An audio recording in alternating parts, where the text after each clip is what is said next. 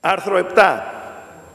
Ζητούμε μια σαφέστερη και πιο περιοριστική διατύπωση για το περίφημο απόρριτο, διότι η διατύπωση περί του απορρίτου που υπάρχει στο παρόν νομοσχέδιο επιτρέπει στο όνομα εθνικών σκοπιμοτήτων, και στο παρελθόν τα έχουμε ζήσει αυτά, να καλύπτονται στοιχεία, να μειώνεται η δυνατότητα διαφάνειας στην αξιοπιστία των στατιστικών, ελέγχου της Βουλής κτλ. Στο άρθρο 11 είναι θετικό ότι προβλέπεται ένας ελεγκτικός ρόλος της Βουλής, αλλά πρέπει να υπάρχει μια σαφής δέσμευση ότι αυτή η διαδικασία του ελέγχου από τη Βουλή θα κυρώνεται με ευρύτερη πλειοψηφία. Δεν θα μπορεί το εκάστοτε κυβερνών κόμμα με την ελαίο εκλογικού νόμου πλειοψηφία να ευλογεί τα στατιστικά. Να επιβάλλεται εδώ με τη ρύθμιση του νόμου η ευρύτερη συνένεση.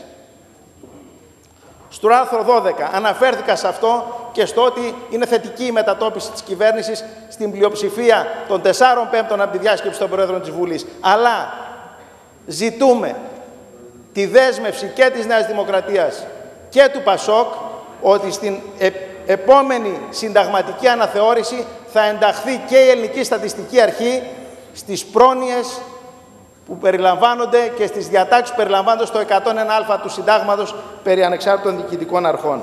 Έρχομαι στο άρθρο 20 που αφορά στις αρμοδιότητες του Προέδρου. Είναι σκανδαλώδης για μια αρχή που ορκίζεται στη διαφάνεια οι υπερεξουσίες που δίνει στον Πρόεδρο. Σκανδαλώδης. Το πιο χαρακτηριστικό που θα σας πω είναι ότι στο άρθρο 20 προβλέπει ότι το πιο νευραλγικό πόστο της υποσύστασης αρχής, η Διεύθυνση Ερευνών και Μελετών, αυτή που κάνει δηλαδή τις κρίσιμες έρευνες και μελέτες, υπάγεται απευθείας στον Πρόεδρο και όχι στην αρμόδια Διεύθυνση Μελετών. Αναρωτιόμαστε γιατί και ζητούμε αυτό να αλλάξει. Δεν θα επεκταθώ άλλο γιατί δεν θέλω να καταχραστώ του χρόνου. Στην κατάρθρον συζήτηση θα επανέλθουμε και με πρόσθετη τεκμηρίωση στις αλλαγές που ζητούμε. Επί της αρχής θα καταψηφίσουμε το νομοσχέδιο για λόγους που σας εξέθεσα.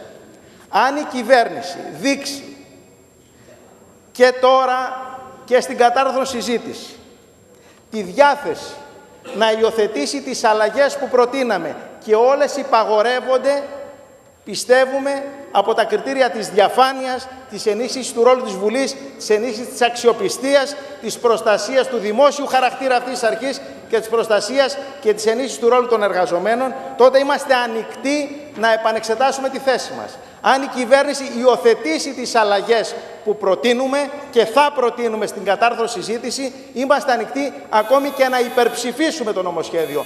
Αν όμως η κυβέρνηση επιμείνει δογματικά και αλαζονικά, όπως έκανε στην Επιτροπή στο νομοσχέδιο αυτό, έτσι όπως μας το παρουσιάζει, τότε θα το καταψηφίσουμε και στο σύνολό του. Σας ευχαριστώ πολύ.